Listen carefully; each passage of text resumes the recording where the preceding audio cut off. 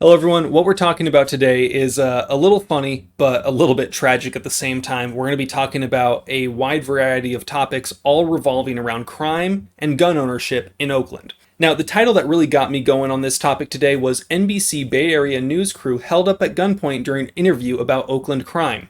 Now, this kind of set me off because I was like, oh, okay, that's kind of interesting. A little ironic that during an interview where they're talking to someone that's in charge of potential violence prevention programs, they experience gun violence firsthand. So I'm going to kind of read this article, and then we're going to kind of talk about a few other things that have been happening with the Oakland police chief, and kind of talk about guns, gun rights, gun ownership, defund the police, all that business. Now, midway through the NBC Bay Area's interview with Oakland head of violence prevention, Guillermo Cespedes, I'm sorry if I pronounced that wrong, two robbers interrupted, holding up the crew and Cespedes. A scuffle took place, an Oakland police spokesperson told SFGate, before a security officer of the news crew pulled out his own firearm and commanded the robbers to leave. So interesting. News crew interviewing someone that is the head of violence prevention are held up at gunpoint. And the only reason that they were able to get out of that situation safely is because a armed security guard was able to protect them. So they didn't have to protect themselves because they were protected by, say it with me, armed security.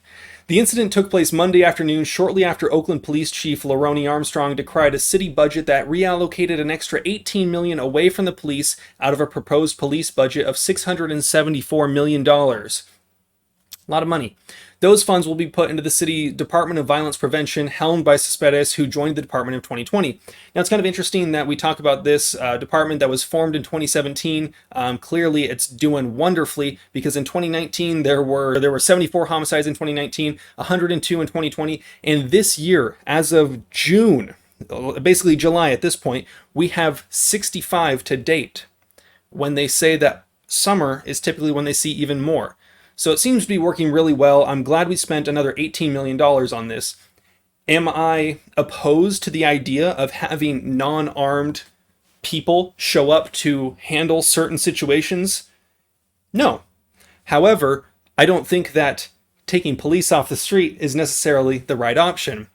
But this next article that we're reading, Oakland Police Chief fumes after city slashes law enforcement budget funding amid crime surge. Now, the gist of this article is basically that there was a proposal to have their budget increased by $18.5 million. It was only increased by $9 million this year, but they're saying that they needed that money in order to staff more because there is a massive crime increase, so they need more police to handle that, more support workers to handle the calls, that kind of thing.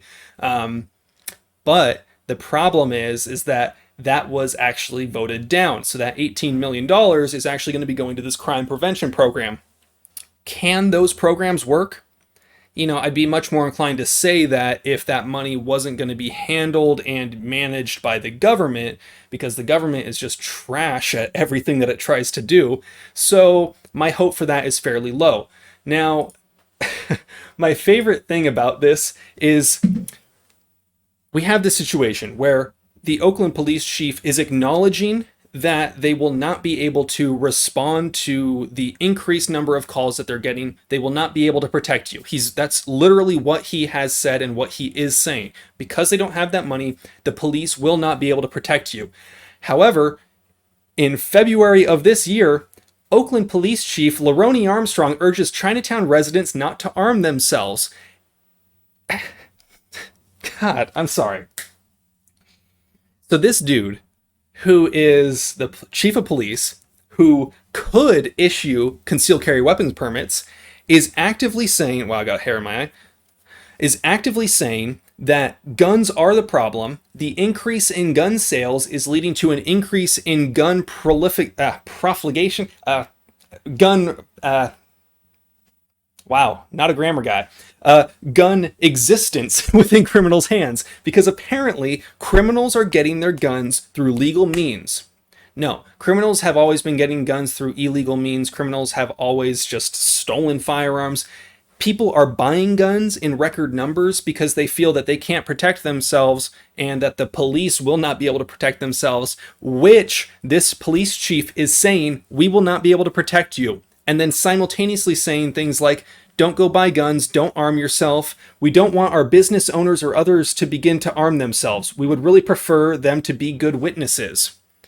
Hey, we're not going to be able to help you. We don't want you to help yourself. We just want you to snap a video and call us, and then we won't do anything about it because we've admitted that we can't help you. So this whole situation is ridiculous. If you live in Oakland or in the county, you will not be able to get a CCW. You straight up will not be able to legally conceal carry a firearm. Meaning, this is something I've said many times, you are left with two choices.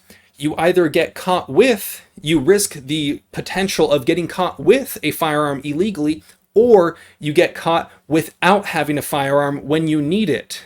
So, many people are left with a tough choice. Do they choose to potentially be the victim of police profiling and get stopped with an illegal firearm that they are carrying unlawfully?